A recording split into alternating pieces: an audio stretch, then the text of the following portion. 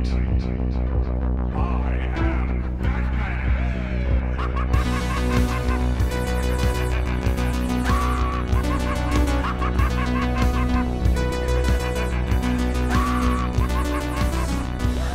Hey everyone, welcome again to the BATTASS Podcast, the Batman the Animated Series Show podcast. My name's Clay McCormack, and with me is Sean Murphy, and I had an idea that we should try. And what's that? We should have just done this to begin with, but every time when we record, why don't we start off by talking about what we're actually drawing that day, because that is our spin, right?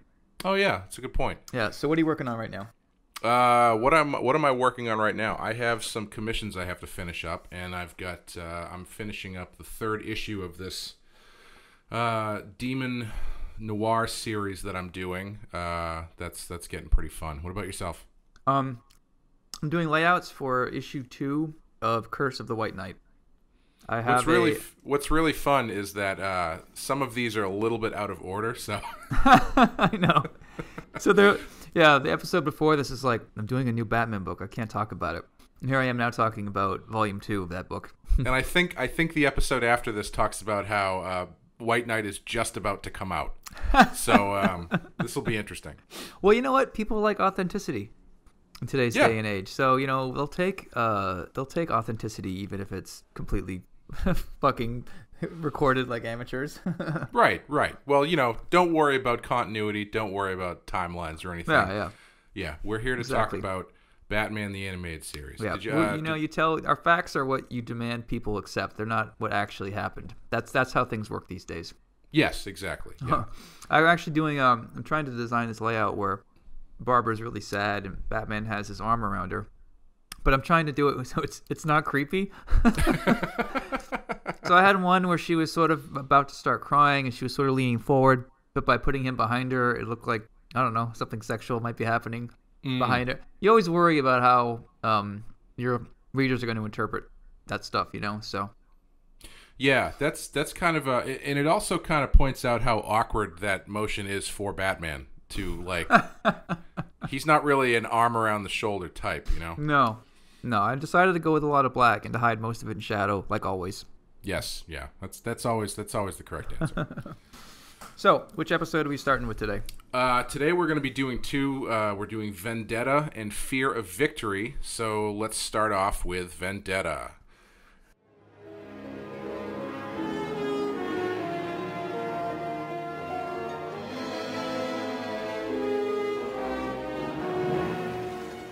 Vendetta, directed by Frank Power, written by Michael Reeves, and in it, Detective Bullock is arrested for kidnapping. Batman, who dislikes Bullock but nevertheless believes him to be a good man, investigates and discovers the identity of the real criminal, Killer Croc, who harbors a vendetta against Bullock for capturing him once. Batman must clear Bullock's name before it's too late. Yeah. You know, it's funny. I always forget about this one. I don't know why, because I think it's incredibly well animated. I love how it's raining throughout the entire episode. Yes. There's just a lot to like here. Yeah, I always kind of write off Killer Croc, I think, when I think about this show, because he's one of the, he's not really very flashily, I don't know if that's a word, but his design is not very flashy. He's one of the more flat designs, and they didn't go overboard, because, you know, he's got the, well, let's get into a little backstory about Killer Croc. He was created in 1983 by Jerry Conway and Gene Colan, which is interesting because Jerry Conway wrote an episode of this show. I'm surprised he didn't write this one. 1933? 83. 83, okay. Yeah. His real name is Waylon Jones, and he's born with a form of atavism that imparted him with reptilian traits. Raised by his aunt, an abusive alcoholic who called him names like Lizard Boy and Reptilian Freak. Eventually killed his aunt and became a criminal in Gotham City. After committing several murders, he faced off against Batman and Jason Todd, who defeated him. And originally, he was the person who killed Jason Todd's parents, but then they retconned that. And in his first appearance, his pre-crisis appearance, Killer Croc resembled a powerfully built man covered entirely in green scales, but was basically still human in his facial proportions and build. But, you know, as more people have more designers have taken more to the Croc side of things and made him more or less, he kind of goes anywhere from guy with really bad eczema to actually like a crocodile walking around. So when I was designing him for White Knight, I didn't do any research because, I guess I'm not really a professional. And I came up with the idea of making him green and putting an actual crocodile head on his head. And I thought that was pretty clever, never having bothered to look if anyone else had done it, which, of course, it's been done. And I went to go see the Lego movie with Batman. And of all the other things in that movie that had so much in common with White Knight, Killer Croc also had my basic design. So I drove home really pissed off, thinking I had invented something new. But then I went and looked online and, it's been done. Yeah, I remember how pissed off you were when you came out of that movie. It was pretty interesting, actually. I texted you my meltdown, and I'm not usually that's not normally my type of meltdown. Right. You just were really proud of that Croc head. Yeah. Well, the whole Joker sort of has the thing for Batman, but they don't say it, and there's a bunch of Batmobiles at the end, and everyone's driving different. I mean, there's so many things in common with it. It's still. I'm surprised I didn't get more shit for that from readers, although I did see some. Right. Well, you're going to get a lot more of it now. So Killer Croc is weird because he's when you're animating him, you kind of have to make a decision because he's generally covered with scale type stuff, but that's would be impossible to animate. So they really dial him back, and they just they make him a little bit bigger. He has sort of kind of reptile feet, and he has a little bit more of a monstrous face, and they give him these just sort of pimples on his shoulder. Right. But it works somehow. Yeah. It's super super simple and super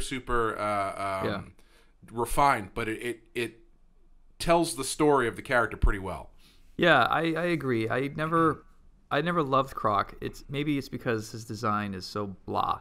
Yeah. But he's not exactly the sharpest blade in the drawer. And the fact that he's wearing just jeans, torn up jeans, and he's gray and boring looking, maybe that fits his character? I don't know. Yeah. Well, I feel like in later appearances, they kind of start making him dumber. Right. Here he's not dumb. He's of average intelligence, average to, good intelligence, I guess. He's smart enough to blackmail Bullock. Yeah. But you're right, though. The question is, if he's stupid, then he's not scary, and he's supposed to be scary because that's all he has. There's nothing else about him. He's just muscle, and he swims, and he comes at you from down below, right? Yeah. But if you make him the comic relief, then it kind of destroys that. Yeah, absolutely. But in this one, they didn't really go for comedy, and I thought it was more effective. Yeah, that's my favorite stuff in the episode, is that it is actually, there's some great... I hesitate to call it horror stuff, but it's a lot of for a half-hour kids show. This is a really nice little piece of noir, and you get a lot of really great Batman stuff, him sneaking around the docks and stealing those files and everything, and doing actual Batman stuff that's not just gadgets and punching people. Right. And the Croc stuff, the Croc stuff's pretty creepy and pretty scary. It's pretty well done. The way it's shot, there's some great lighting in this episode. There's absolutely. This exterior of Gotham City PD. I also love the set of Gotham's police station on the water, apparently. Yes, yeah. I did think it was funny that when Batman, he hops in the Batboat, he takes off. It's really well animated. All the water and stuff looks great. Cut to him swimming out of the water onto the dock to go look at, he's investigating what's in the boat where he finds a toothpick. My question is, why did you have to swim? Couldn't you have surfaced and just jumped out onto the dock? Why did you need to get soaking wet? Yeah, there's a couple things like that in this episode that don't make a ton of sense. My favorite being, and I think this is kind of where the episode falls apart. Again, it's half-hour kids show. You got to kind of get through it. But when Batman is trying to figure out who could have done this stuff, and Alfred makes the comment about the microwavable Croc, and he's like, Croc, Alfred, you're a genius. And then for some reason, he goes to SeaWorld. Yeah. and gets some general information about crocodiles, which then leads him directly to Killer Croc. I made the same note. I feel like Bruce could have grabbed a book and researched it. I don't think he needed to take the day off, go buy a ticket, get dressed. I think he just wanted to go to SeaWorld, and he needed an excuse to write it off. Yeah, and he's aware, like we realize afterwards, he's aware of who Killer Croc is. Yeah. Like he pulls up that file of the newspaper file on the microfiche or whatever. Right. But yeah, for some reason, it's like he goes to SeaWorld, he watches the like pre-recorded thing about crocodiles, and he's like, oh, of course, I know exactly which cave under Gotham Harbor that he's storing these people in. Yeah, like instead of animating SeaWorld and that crowd of people and Bruce in his Sunday best, you could have had him sort of looking around underwater trying to find different caves and then happening across the correct one, Yeah, it's definitely like a time saver story connector, I think. Oh, it doesn't save time because he could have just looked it up. I don't know why he had to go take a day off, go get a ticket. I mean time saver in the body of the episode, like we got to get to point B. So Right. Oh, that's true. So one thing about Croc, which I thought, what I like about his past is he's got two things that really stand out. Circus freak and wrestler. Yep. And I don't know why, and maybe this isn't true, I don't know why they've never done a way to connect Croc to Robin via the circus freak angle, or have him connected to Bane via the wrestling angle. Right. Well, Bane is not a wrestler in the comic. He's vaguely lucha libre looking, but he's not actually a wrestler traditionally in the comic, as far as I know. I thought he. I mean, you read more comics than I do. I just thought that he was a wrestler. Yeah, or something. as far as I know, he's not. I think there's been a couple allusions along the way, but I don't think he's generally connected to wrestling. Is this where you tell us about your Bane wrestling story? No, because I don't want people to steal my Bane wrestling story, so I'm not going to talk about it. Okay, sorry. Although that probably was enough. Anyway. We can cut this out. Yeah, no, it's fine. I'm never going to get to write it anyway, so who cares? But yeah, connecting Croc to Robin makes a lot of sense. And they, based on his Wikipedia article, he was connected to Jason Todd, but that doesn't make as much sense as connecting him to Dick Grayson, because Jason Todd wasn't, as far as I know, he was not a circus acrobat or anything. Yeah, no, I don't think he was either. Yeah. But I kind of, I mean, maybe they go into it more late. I think there's another episode that's more circus focused with Croc, but once they brought that stuff up, I was like, oh, I kind of wish they had gone into that a little bit more. Because it's, what I like about him is he is different than most villains in Batman, because like most Batman villains are like disgruntled scientists or like lawyers or some shit like that. So it's nice to have someone who's a little bit like from the different side of the tracks, so to speak. Right. He's a more blue collar Batman villain. He is, yeah. Yeah. But he go ahead. Oh, I was just gonna say, it's interesting the different ways the series handles him from time to time. Because you have this version, which is sort of a scary monster version. Then you have the comedy angle, which is the one where they're playing cards. And then you have the sympathetic Croc, where you're supposed to feel bad for him because he was ridiculed and tortured or whatever when he was younger. At least I think they suggest that in the episode where he's in the forest hanging out with a lot of other circus people. And then the fourth version they go with is the one that is in a relationship with Baby Doll. Oh, right. I forgot about that. Yeah. I don't know if they don't know what to do with Croc or what, but they have a lot of different interpretations of him. Yeah. And his look, I'm just looking at it now, when they redesigned all the characters, they keep Croc more or less the same. They just make him kind of green. Yeah. I actually don't think it's an improvement. Because I like that kind of weird, kind of that gap in his jaw. Yeah. Not having lips is the best part about his design, I think. Yeah. It seems like they don't totally, like you said, there's many different versions of him that they kind of play in different ways. It seems like they'd never quite really pinned him down. Yeah. I don't know. I mean, have the comics pinned him down? I don't know, honestly. I could count on maybe one hand the number of Killer Croc stories I've read in comics. Right. That's right. I mean, that's interesting because, I mean, I've never thought about what I would do with Killer Croc's story, but I would imagine there's got to be like a really good epic year one caliber story with Batman and Killer Croc, you know? I mean, yeah. I mean, you could get into some really cool stuff I mean, the imagery of the circus stuff is always going to be a fun stuff to draw and depict. Right. Or if I would do it, maybe I would go with the Robin angle. Like there's some connection there to similar circus, or you know, when Bruce is training with Houdini, maybe he was part of, I don't know, with the circus for a bit or something. I don't know. Yeah, sure, why not? when Bruce was training with Houdini in 1921. A Houdini type of character, obviously. Yeah, actually, no. I'll tell you, if they did another Batman Houdini book like they did, you know, I don't know, 20 years ago so now, or however long ago it was. Yeah. That would be cool to set it in the era of the golden age of the circus sideshow, and get into Killer Croc there. I think that would be pretty cool. Right. Yeah.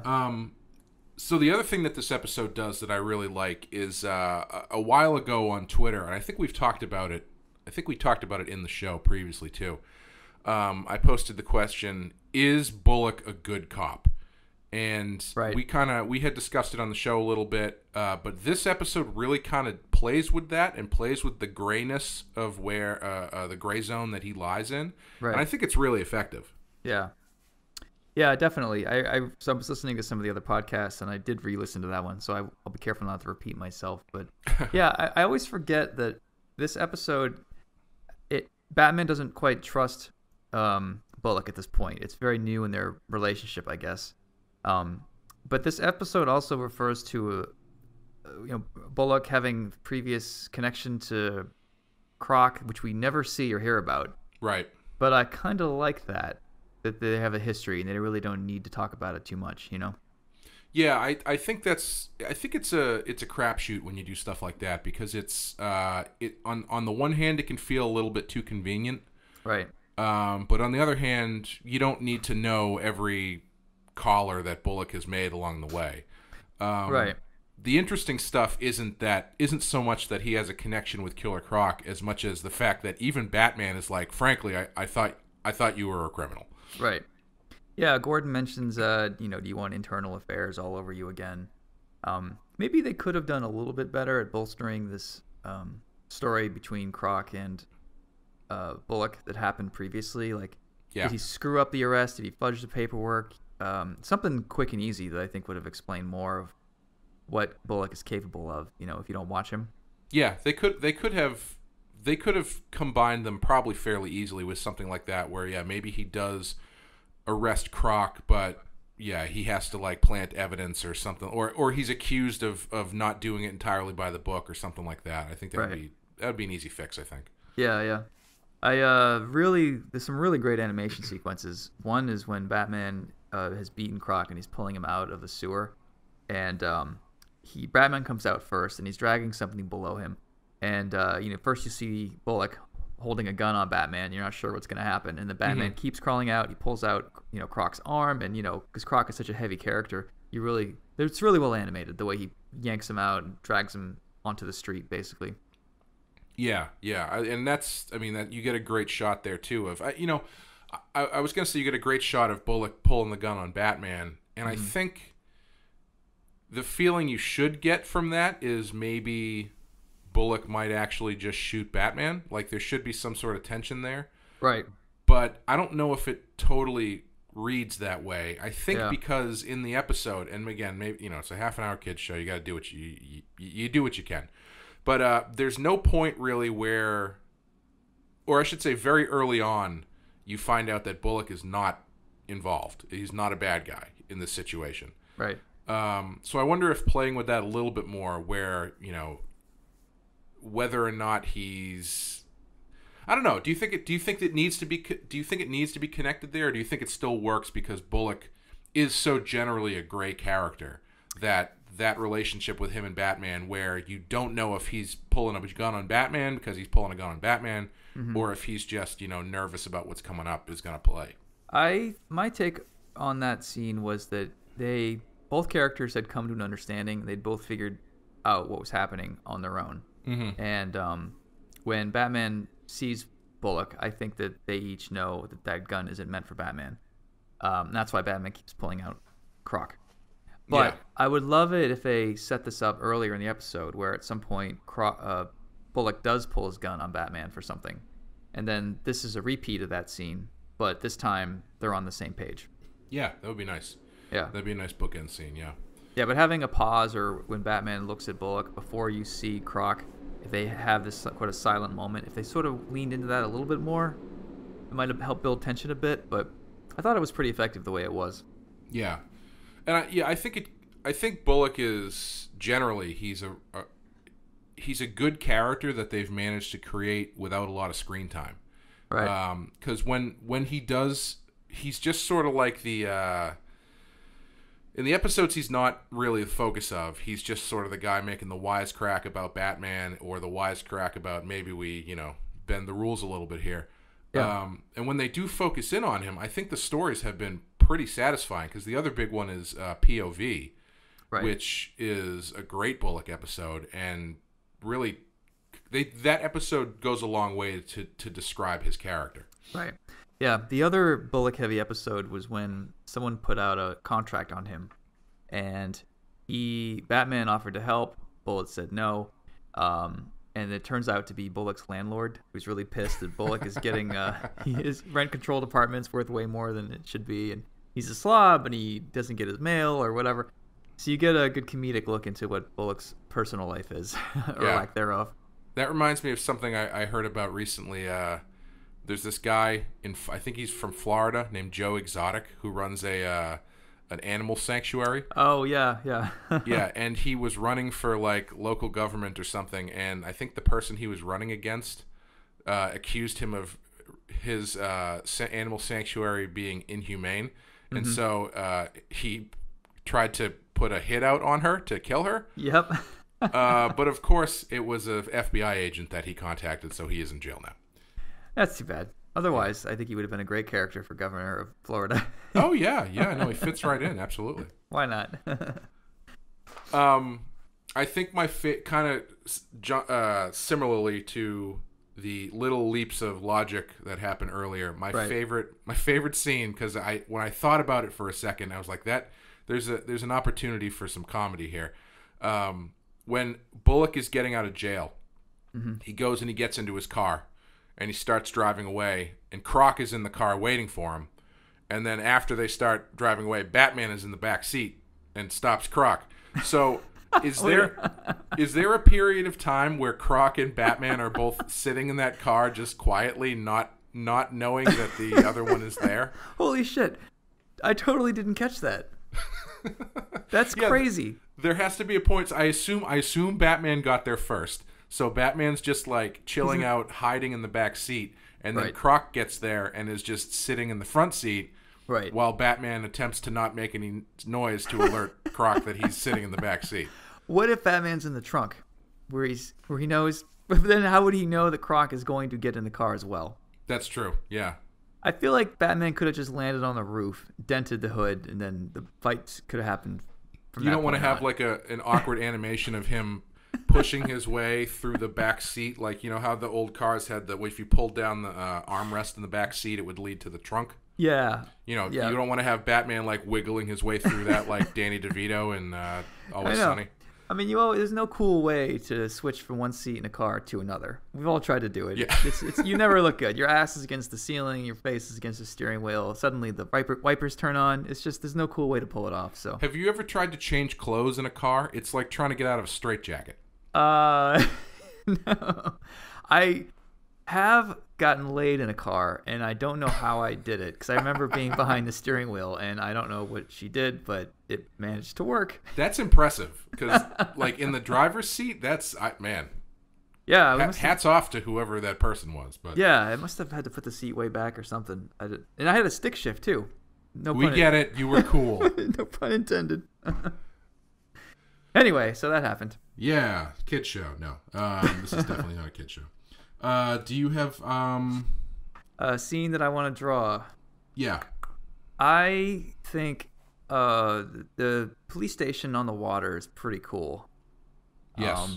I'm not a big fan of drawing water because it's just so hard, and I can never like the way that you ink splashes and way. I hate that stuff. It's so tedious. It's like trying to draw fire for me. I just don't like it. Unless you draw like super smooth water that's basically like glass. I think that's the way I would go with some raindrops and stuff breaking. Yeah. The blast. Fire's interesting because I feel like you and I probably run into the same problems when it comes to inking fire, because it's like what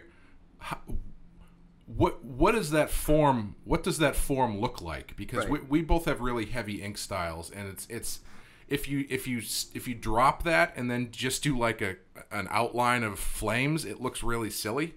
Yeah. So finding that middle ground of like using the white and the black, and it's tough. I did so. It's funny, each book I do, I find that I've got a new challenge to overcome. And when I did The Wake, I remember thinking, now it's time to get good at water and do water in all of its forms. And with Curse of the White Knight, my thing is fire, because Azrael, of course. Mm-hmm. So for the promotional piece that got released, I drew it's like an exploding fire glove. I would say that it doesn't really work as much as I wish it had. But I'm glad that I did that piece, because then I did the variant cover B with Azrael in it, and I took more time getting the shape of like each lick of fire, you know what I mean, like as the flames whip up. But I also still wanted to get dry brush in there, and some textures, but where do you put that? And for me, I found, sorry, this is going on for too long. No. For me, I found that like really planning certain shapes of fire, containment lines, is important. If you just go all messy, then you have nothing to lock in on. Right. But there is a mix. It's like 50-50 of messiness, dry brush, splatter, along with actual outlines of flames here and there. Right. Yeah. It's interesting to break it down to a multi-layered way like that. But yeah, that makes perfect sense. Right. My cheat is I try to shoot, like you have the camera in the comic. I try to shoot my fire so that there's black behind it all the time. Yeah. That way you can make it glow, and it's sort of more forgiving, and it makes it pop more. It's not always possible depending on what's in the scene, but as much as I can, I try to cast my fire against a black background. Yeah, that makes sense, because then you've got the the super high contrast stuff too. Yeah. That's gonna look good. Yeah. I would draw. You know what I loved the rain stuff in this episode. Yeah. Which I feel like they haven't really done much in the way of environment or seasonal manipulation like this. So that was really fun for them to get into that.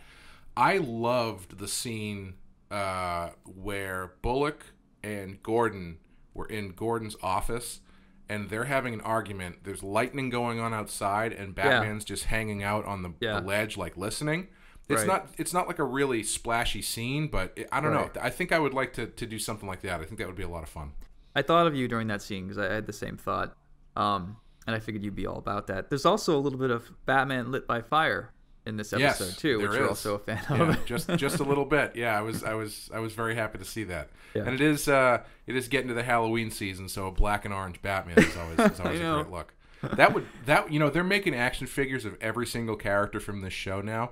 Yeah. If they make a fire-lit Batman where it's black and orange Batman, I'm going to buy like 8 of those. Wow. That's a deep cut. I don't know if they'll think to do that. I don't know, man. That other company has been making video game versions of these characters. So like they have 8-bit painted version of like Batman. The slightly purple, like in the... Yeah.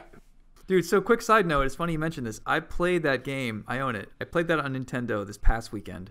And Which one? NES Batman. Okay, yep. Just the good one. I think it's actually still like a top 5 Batman game if you look at a lot of lists. But side scroller, whatever. It follows the movie kind of. Then again, there's a lot of sci-fi stuff in there, but it's really hard to beat. I get to the very end, and I didn't actually beat it. I just got fed up, but I finally went to YouTube and I looked at the end scene. And Batman basically says, "Okay, Joker, I've got you. I know you killed my parents," and he throws him off the top of the building and kills him. What? Yeah. In that game, Batman murders a Joker, period. There's no way around it. Yeah. Go to YouTube and look at it, man. I mean, it's not animated. It's just like still shots with dialogue written around it. It's Nintendo. And it's really well done, but I was shocked. I'm like, okay, I guess that's the end of Joker. All right. Yeah, I guess, yeah. And I feel like more people aren't aware of that happened because the game is so hard to beat that no one actually beat the game. Yeah, I'd be curious to know if it's actually that hard or if there's a glitch in it like the Ghostbusters game. Really? The Ghostbusters NES game was one of the hardest games. I mean, it's a terrible game, but it's also one of the hardest games I've ever played because there's a certain point at the end where you have to march up these stairs to get to the, like in the movie, to get to the top of the building.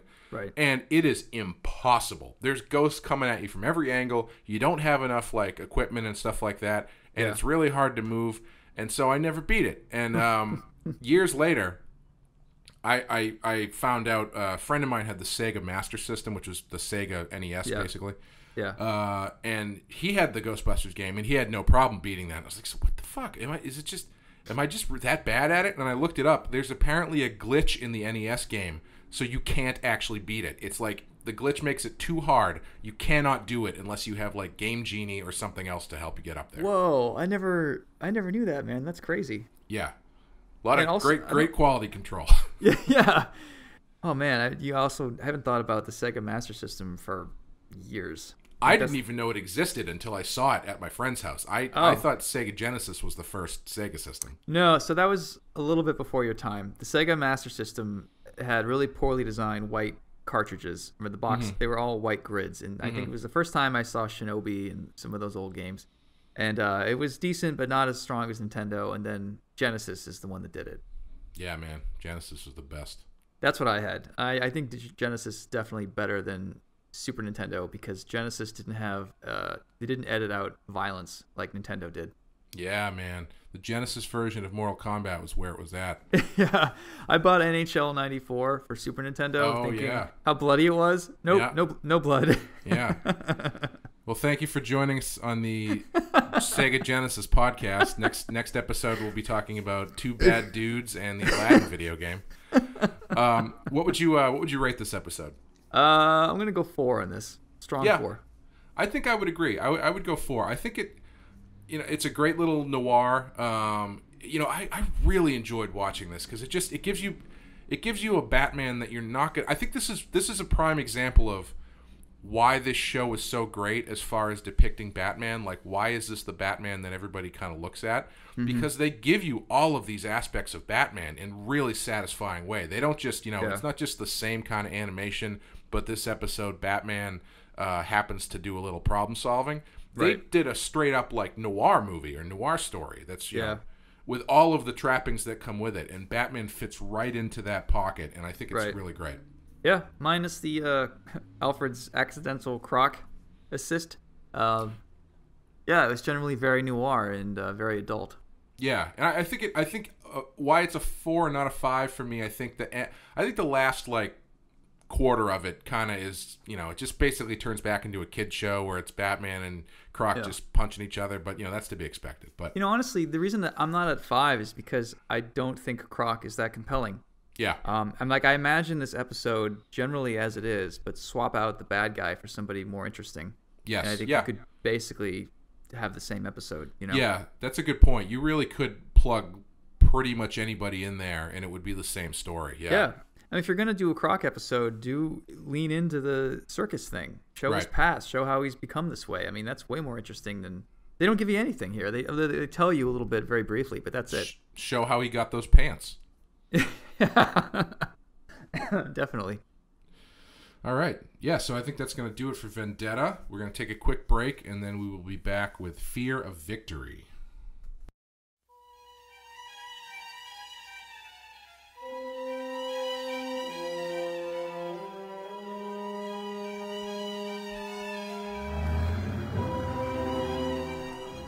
Hey, everyone. Welcome back.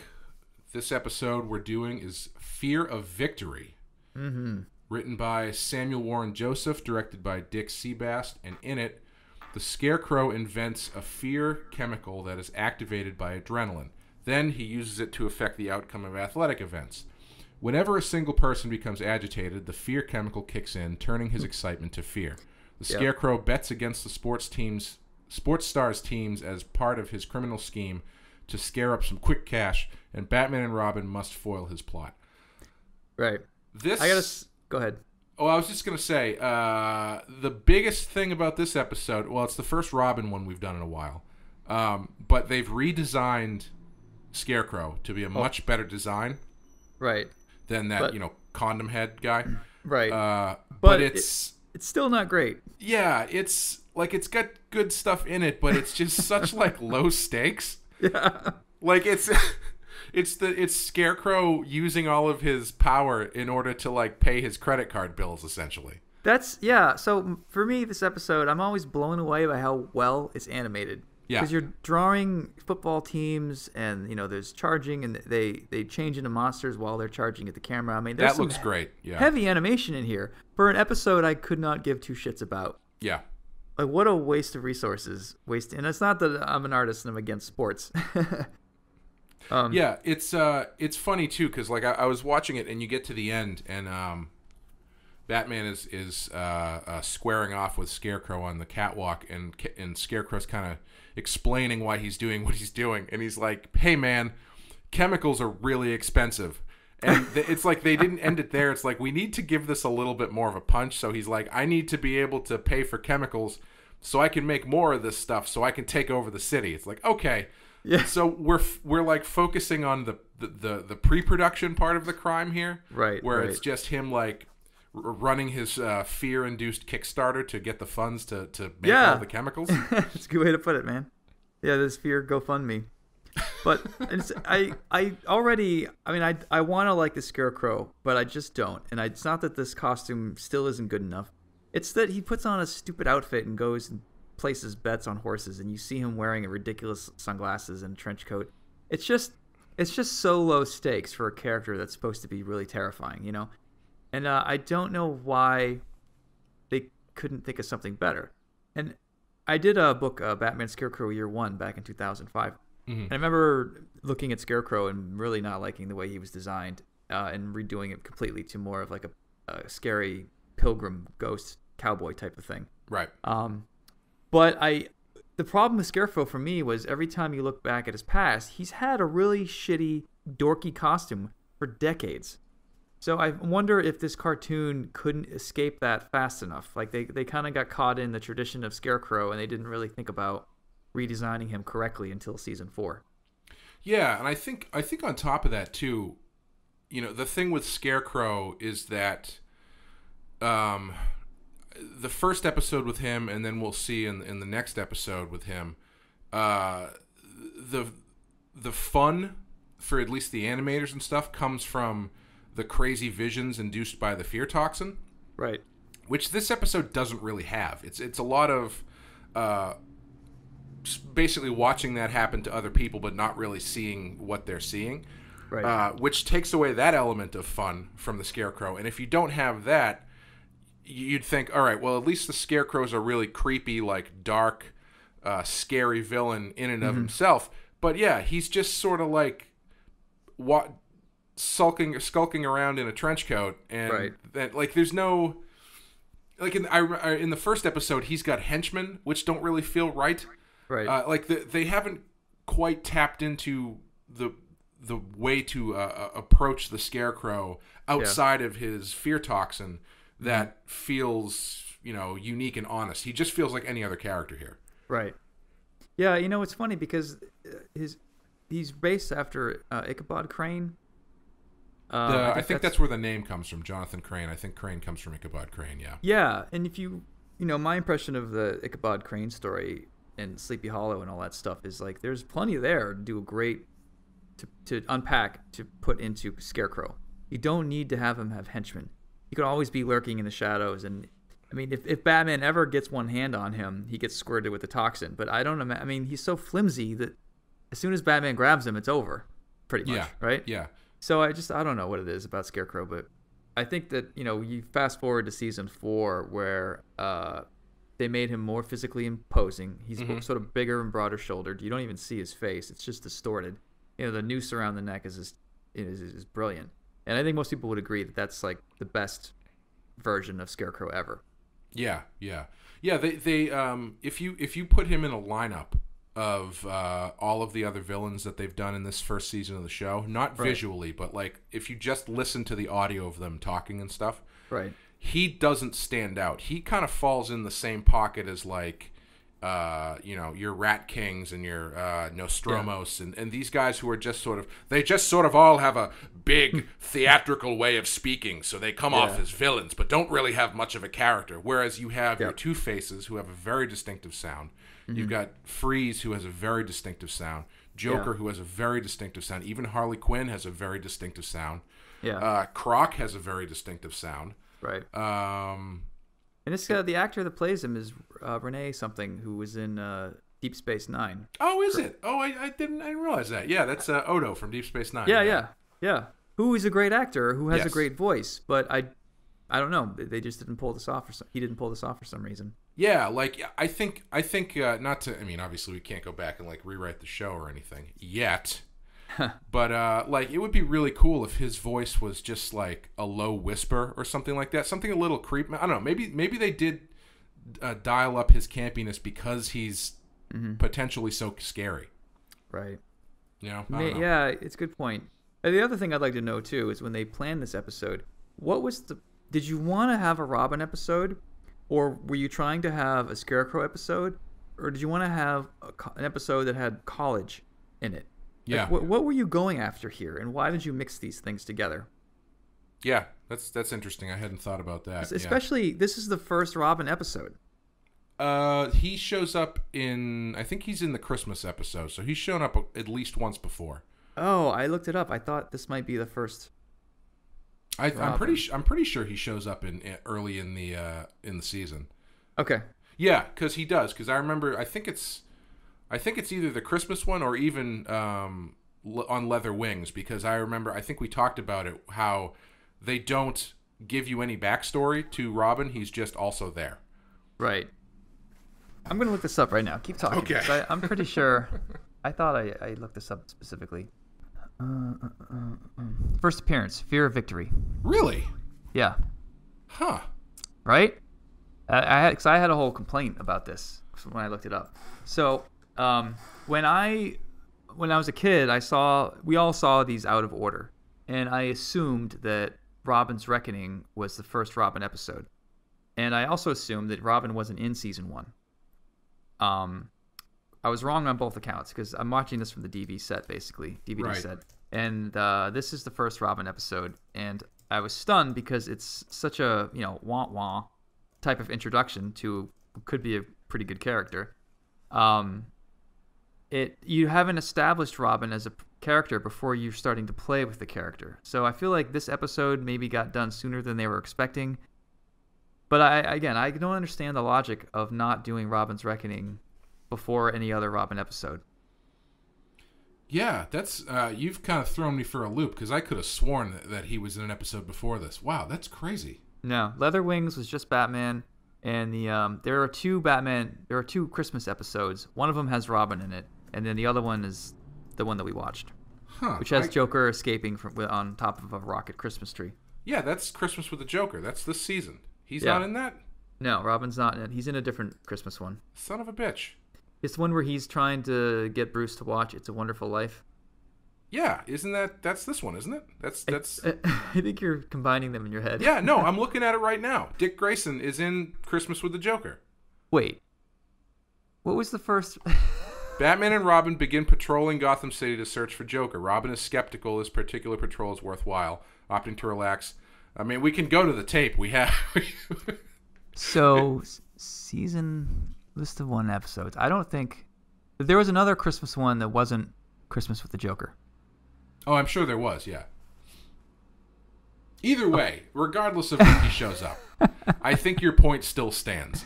That it's strange that everybody else in this show kind of gets a introduction, but Robin just sort of shows up.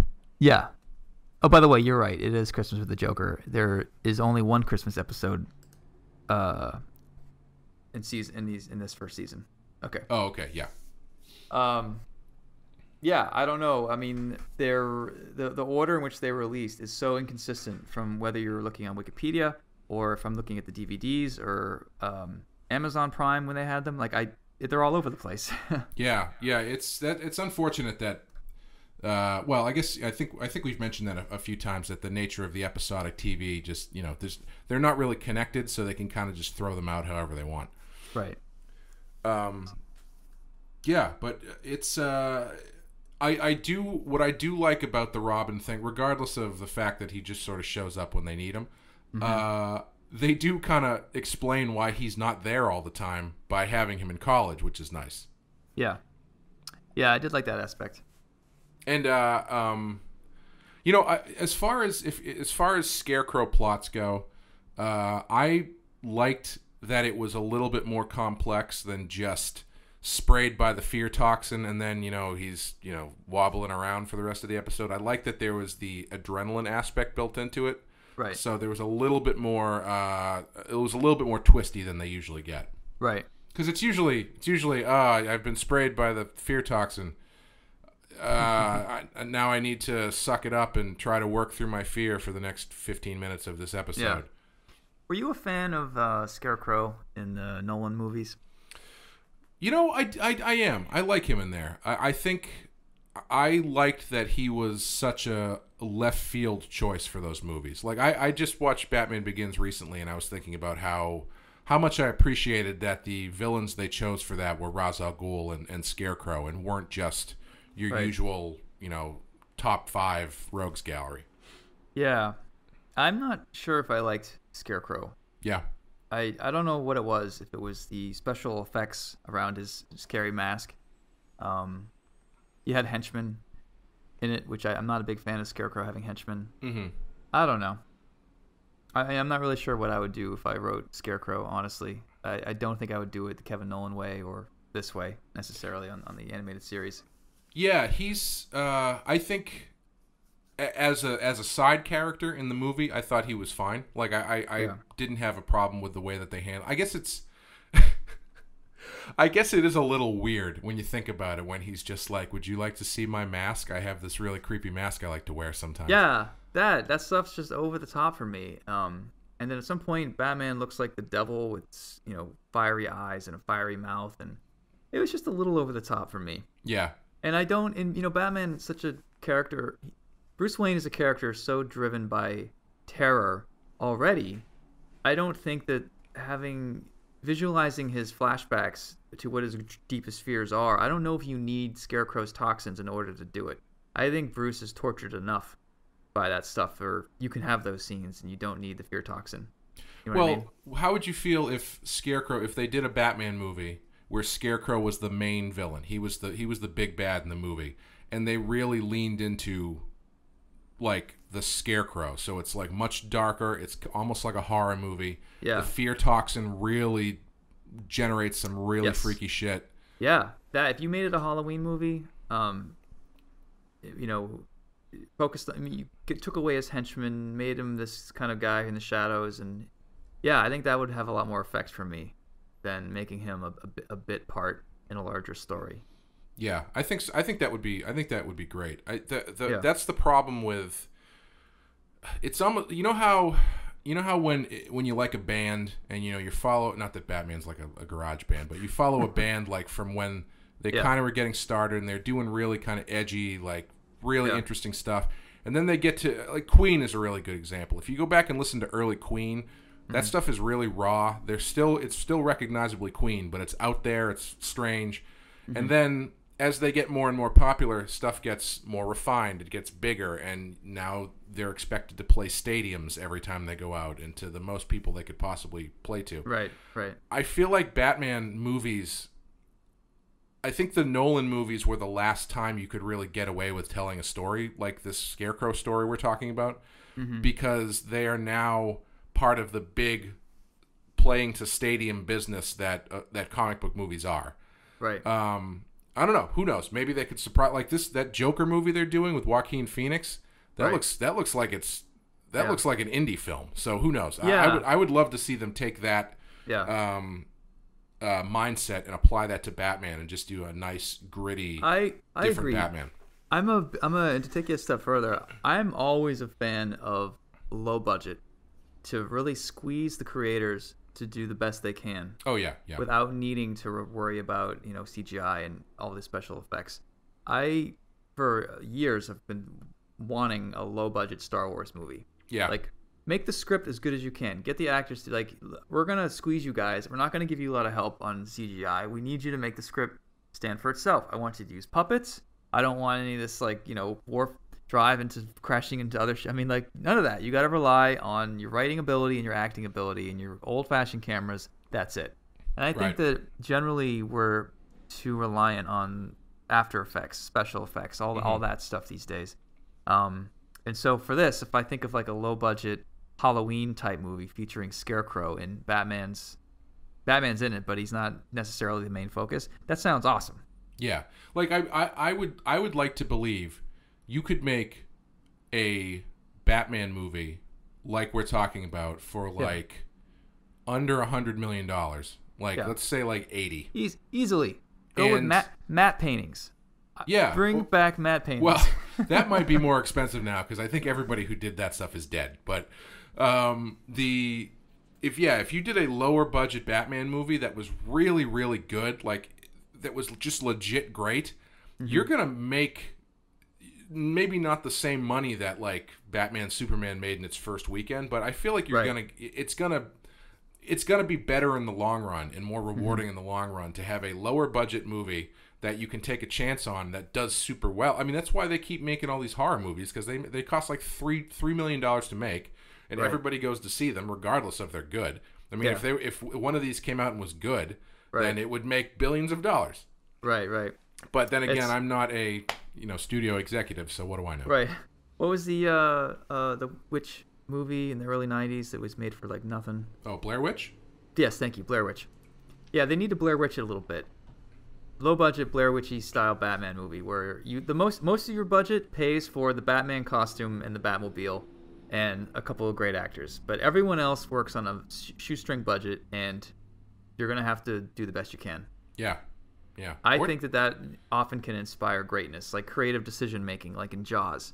The shark's broken, basically. I want to break the shark on Batman and have the creators do something to work their way around the problems, Yeah, that's why, I believe the same thing. That's why every time I start a new book, I make sure to break one of my fingers. Yeah, there you go. That's what I'm talking about. I'm glad we're finally getting somewhere. Yeah.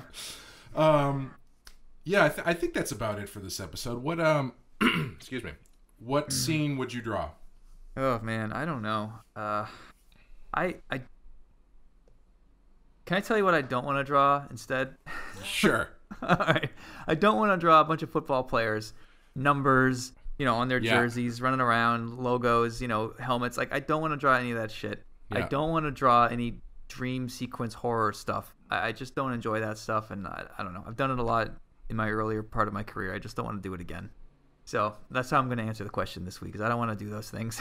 You want to draw Robin studying in his dorm room. Yeah. Sounds good. Yeah. How about you?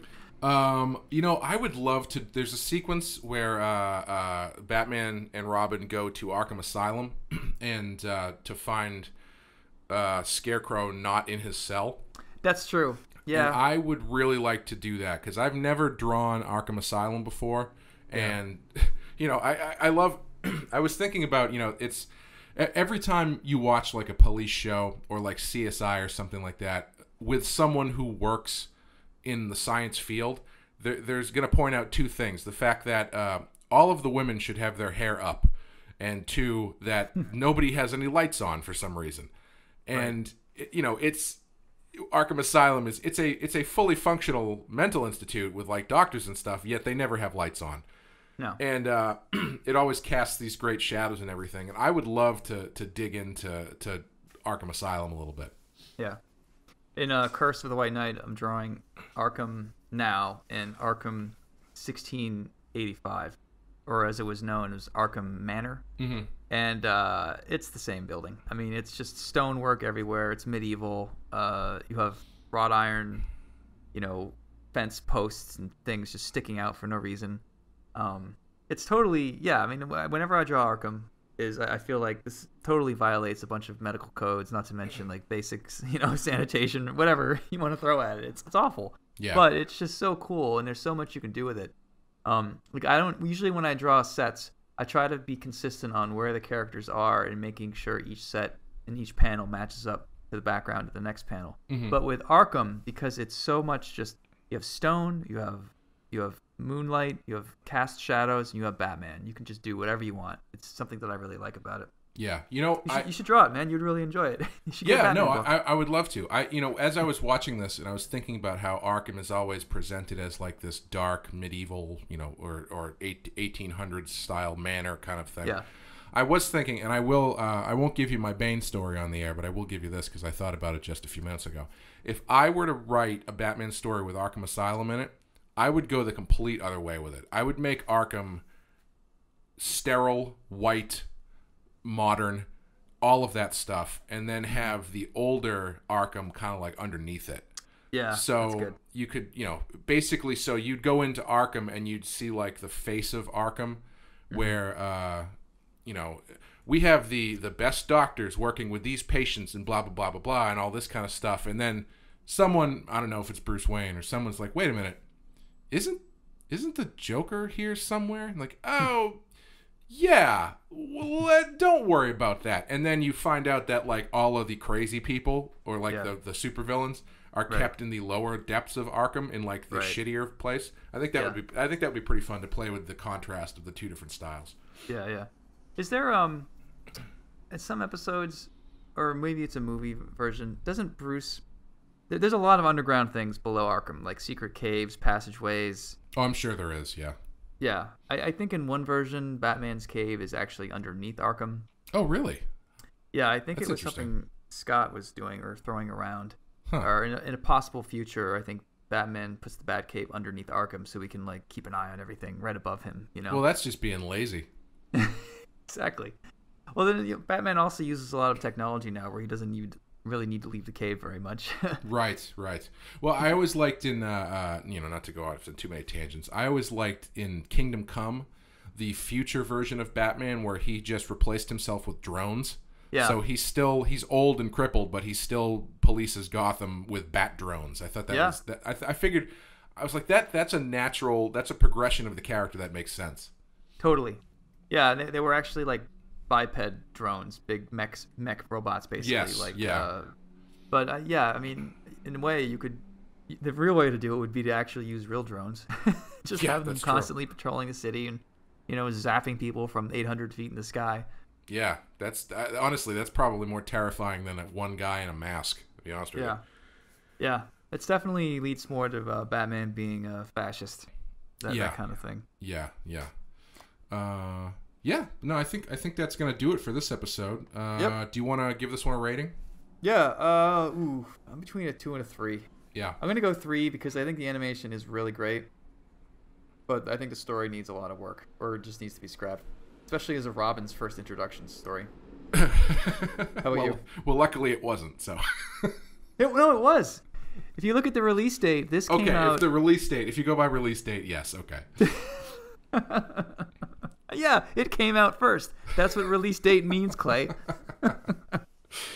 I would give it a 3, and that's based entirely on the animation, and I'm gonna give him extra points for the Scarecrow redesign. I forgot to mention the other thing I'd like to draw. Maybe not like to draw, but want to know what the story is. Did you notice that the Scarecrow's hideout is in somewhere that has posters everywhere for a horse show? That I guess it's like stables or something, because there's these big posters that say horse show and then that say canceled across it. So I would like to draw that horse show and see what's going on with that. I didn't notice that, man. Anyway, you know what? That actually does fix a lot of the episode for me. Oh yeah. No. Alrighty. Well, that's gonna do it. Next time we're gonna be doing The Clock King and Appointment in Crime Alley.